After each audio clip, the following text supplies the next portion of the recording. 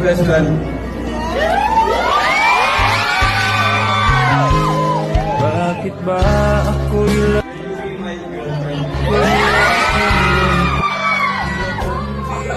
pinapansin? Para na lang akong laging sumusunod sa gusto mo. Lagi kitang inaalala kahit di mo ako pansin.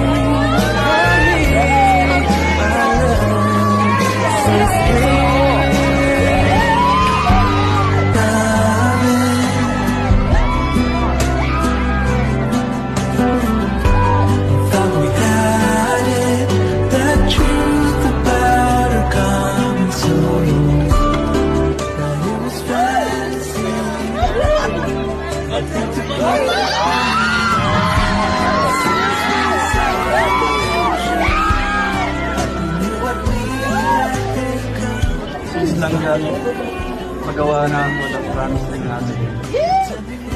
Ito yung naisip ko na ibibigay sa iyo at alam ko halagaan ito. Basta ka, ibigay mo lang yung sura sa akin. Ingatan kita, mamahalin kita, tulad ng ama. Tulad ng paano ko mahalin yung pamilya ko at alam mo yun, paano ko sila. Basta ka,